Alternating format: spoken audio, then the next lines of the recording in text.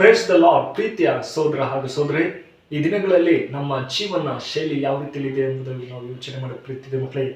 ನಮ್ಮ ದೇವರು ನಮ್ಮನ್ನು ಅದ್ಭುತವಾಗಿ ಸೃಷ್ಟಿ ಮಾಡಿ ಎಲ್ಲ ರೀತಿ ಬೇಕಂತೆಲ್ಲ ಸಹಾಯ ಮಾಡಿದ್ದಾರೆ ಪ್ರೀತಿದೆ ಮಕ್ಕಳೇ. ಈ ದಿನಗಳಲ್ಲಿ ನಾವು ನಮ್ಮ ಜೀವಿತದಲ್ಲಿ ನಮ್ಮ ಜೀವನ ಶೈಲಿ ಯಾವ ರೀತಿ ಎಂಬುದಾಗಿ ದೇವ್ರ ವಾಕ್ಯ ಹೇಳ್ತದೆ ಪ್ರೀತಿದೆ ಮಕ್ಕಳೇ. ಲೂಕನ ಬರೆದ ಸುವಾರ್ತೆ 6ನೇ ಅಧ್ಯಾಯ 36ನೇ ವಚನ ಹೇಳ್ತದೆ ಏನಂದ್ರೆ, ನಮ್ಮ ತಂದೆಯು ಕರುಣವುಳ್ಳವನಾಗಿರುವ ಪ್ರಕಾರವೇ ನಾವು ಕರುಣೆ ಉಳ್ಳವರಾಗಿರೋಣ. Amen, hallelujah. ದೇವ್ರ ವಾಕ್ಯ ಹೇಳ್ತದೆ ಪ್ರೀತಿದೆ ಮಕ್ಕಳೇ, ನಾವು ಕರುಣೆ ಉಳ್ಳವರಾಗಿರಬೇಕೆಂಬುದಾಗಿ.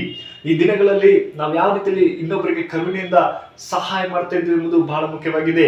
ನಮ್ಮ ಜೀವಿತದಲ್ಲಿ ನಮಗೆ ಸಮಯ ಸಿಗ್ತಾ ಇಲ್ಲ, ನಮ್ಮ ಕೆಲಸದಲ್ಲಿ, ನಮ್ಮ ಕುಟುಂಬದಲ್ಲಿ, ಅಥವಾ ಕರುಣೆಯಿಂದ ದೇವ್ರು ಹೇಳ್ತಾರೆ ಪ್ರೀತಿದ ಮಕ್ಕಳೇ, ನೀವು ಕರುಣೆ ಉಳ್ಳವರಾಗಿರಿ.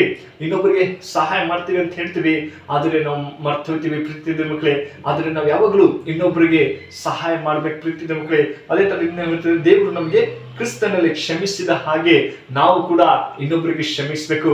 ಹೌದು ಪ್ರೀತಿಯ ಮಕ್ಕಳೇ, ಕೋಪ ಎಲ್ಲರಿಗೂ ಇದೆ. ಒಂದು ದಿವಸ ಒಬ್ಬ ವ್ಯಕ್ತಿಗೆ ಬಹಳ ಕೋಪ ಇತ್ತು.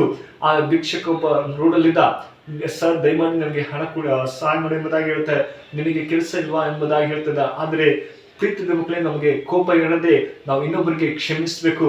ದಯಮಾಡಿ ಸಾರಿ ಎಂಬುದಾಗಿ ಕೇಳುವಾಗ ದೇವರು ಇವರು ಎಷ್ಟು ಒಳ್ಳೆಯವರು ಎಂಬುದಾಗಿ ಅವ್ರಿಗೆ ಮನಸ್ಸು ಬರುತ್ತೆ. ಹೌದು ಪ್ರೀತಿಯ ಮಕ್ಕಳೇ, ನಮ್ಮ ಜೀವನದಲ್ಲಿ ನಾವು ಯಾವ ತರ ಜೀವಿಸ್ತಿದ್ದೀವಿ ಎಂಬುದು ಬಹಳ ಮುಖ್ಯವಾಗಿದೆ. ನಾವು ಇನ್ನೊಬ್ಬರಿಗೆ ಕ್ಷಮಿಸಬೇಕು, ಇನ್ನೊಬ್ಬರಿಗೆ ಕರುಣೆಯಿಂದ ಜೀವಿಸುವಾಗ ದೇವರು ನಮ್ಮನ್ನು ಆಶೀರ್ವದಿಸ್ತಾರೆ. ಈ ವಾಕ್ಯ ನಿಮ್ಮ ಜೀವಿತದಲ್ಲಿ ಆಶೀರ್ವದಿಸಿ ಕಾಪಾಡಲಿ.